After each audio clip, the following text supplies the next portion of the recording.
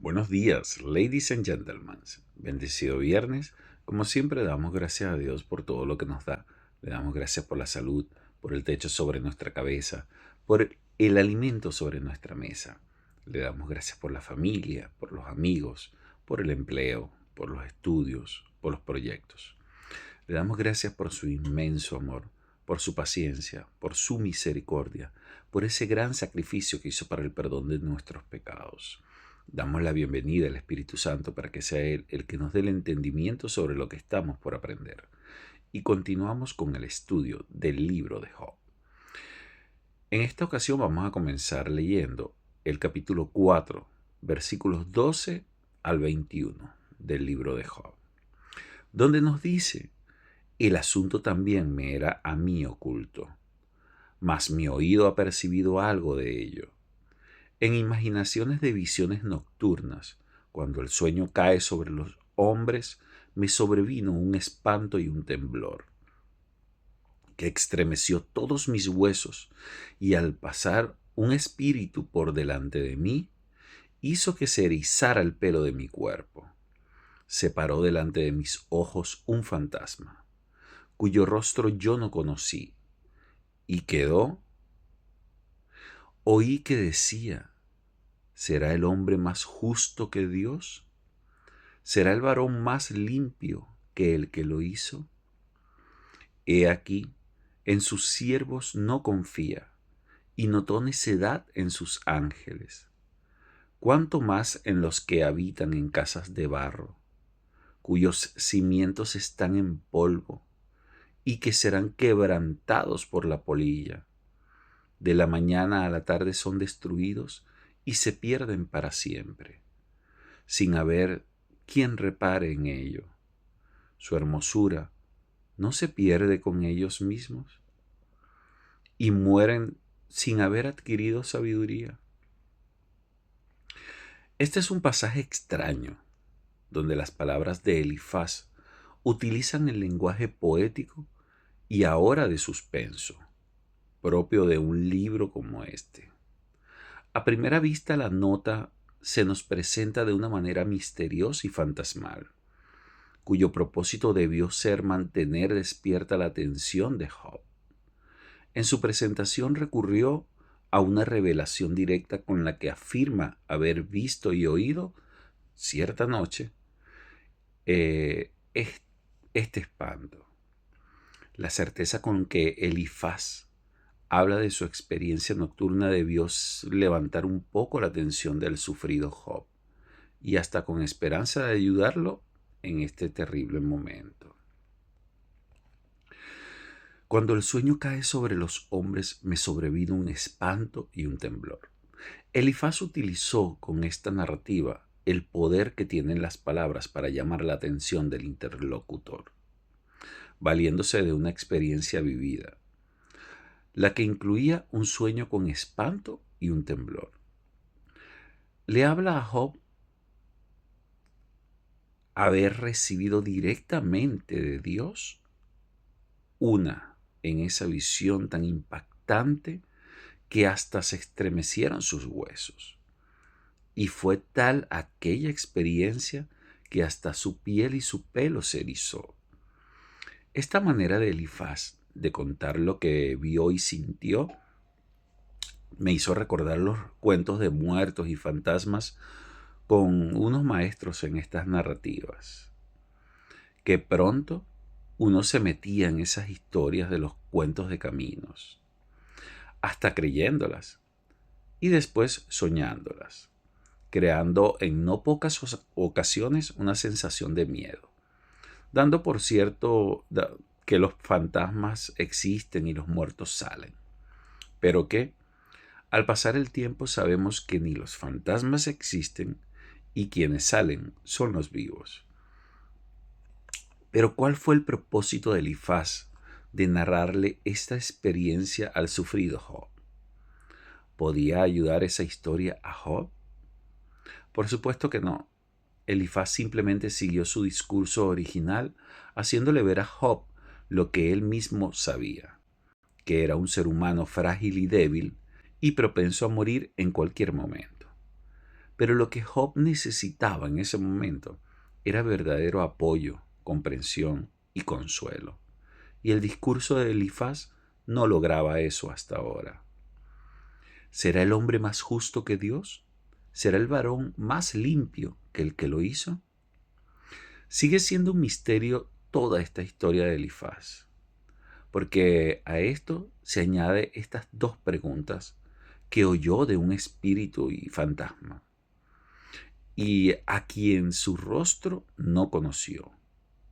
La verdad es que es difícil verle el rostro a un espíritu y fantasma, pero con dos verdades reveladas por la Biblia. Dios es el único ser justo y santo, y el hombre es un pecador y nunca podrá ser limpio sino por Dios. Milo L. Chapman comenta esto diciendo: esta construcción es admisible en la versión Reina Valera, pero su significado resulta imposible y extraño a menos que estas preguntas se propongan como afirmaciones hiperbólicas.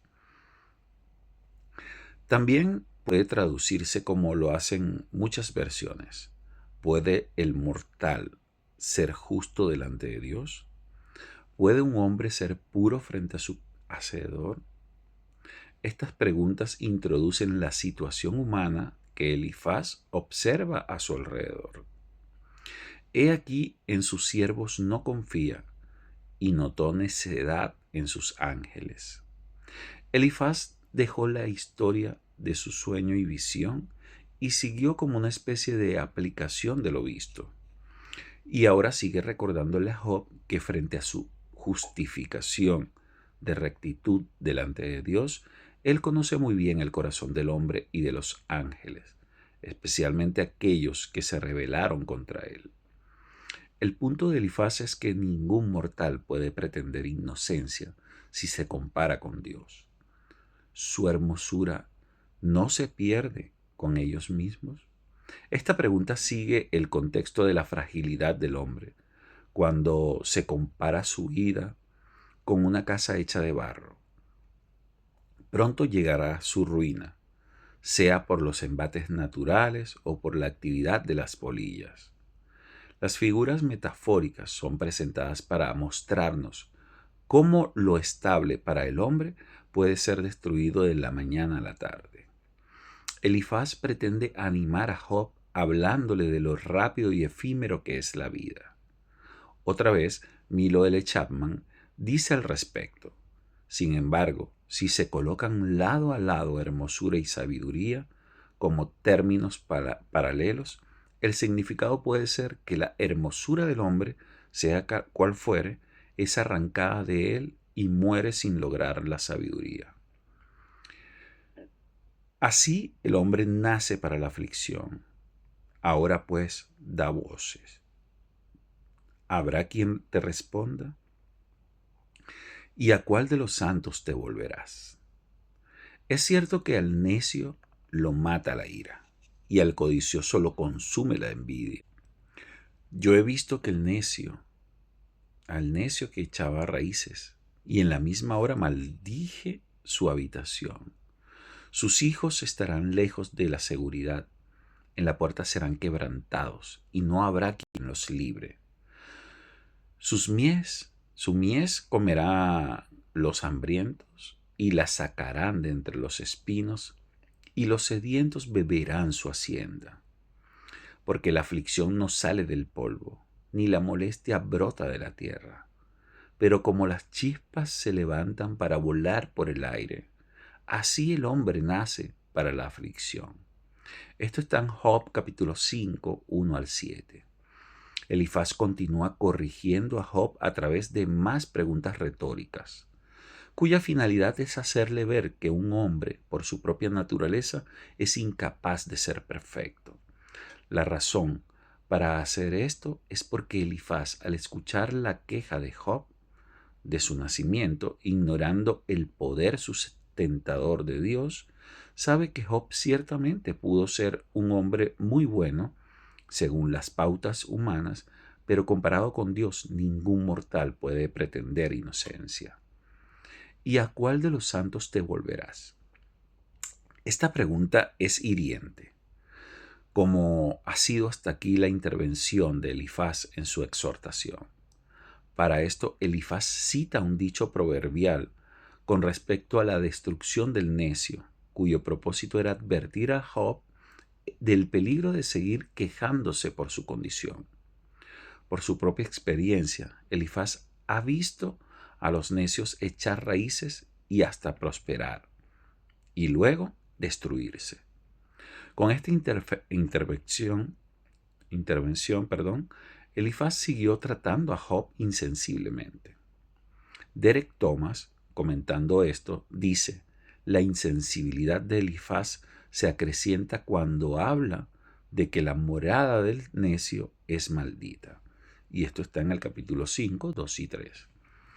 Quizá no esté llamando necio directamente a Job. Lo que quiere decir es que ni siquiera los justos como Job pueden esperar que escaparan de tal sufrimiento. Cuando arrecia la tormenta, sus hijos estarán lejos de la seguridad.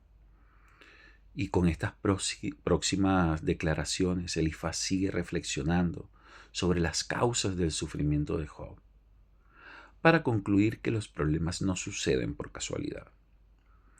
Son el resultado de una acción humana.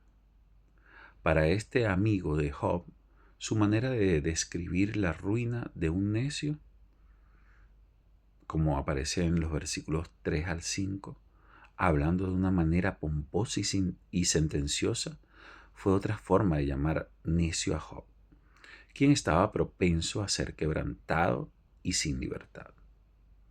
Porque la aflicción no sale del polvo, ni la molestia brota de la tierra. Por lo menos Elifaz está claro en que la aflicción de Job no salió de la nada, de la tierra, por ejemplo, sino que su procedencia debió venir de parte de Dios. El comentarista Smith dice que los problemas no brotan como la mala hierba en el campo. Estaba insinuando que uno debe sembrar y cultivar problemas. Otra vez para Elifaz, Job debe aceptar la responsabilidad de su estado y condición. Así el hombre nace para la aflicción. De todo lo expresado por Elifaz hasta ahora, esta es una declaración cierta. Por su propia condición, a consecuencia del pecado, el hombre nace con y para el sufrimiento. Es decir, el hombre atrae el mal con la misma facilidad con que las chispas se levantan para volar por el aire. Por su misma naturaleza, el hombre se acarrea a sí mismo problemas. Con esta otra figura, Elifaz intenta explicarle a Job la raíz de todo sufrimiento. En la insensibilidad de Elifaz, su punto es que Job debe aceptar la responsabilidad de su estado y aprender a no quejarse, ni siquiera haciéndole preguntas a Dios. Si piensa que el cielo le vendrá una respuesta a su clamor por su sufrimiento, más le vale pensarlo otra vez y buscar otra explicación a su calamidad. No se le puede atribuir a Dios todas las cosas. Así piensa Elifaz. Y por honor al tiempo, dejemos esta enseñanza hasta acá. Mañana veremos. Ciertamente yo buscaría a Dios y encomendaría a Él mi causa. Mil bendiciones.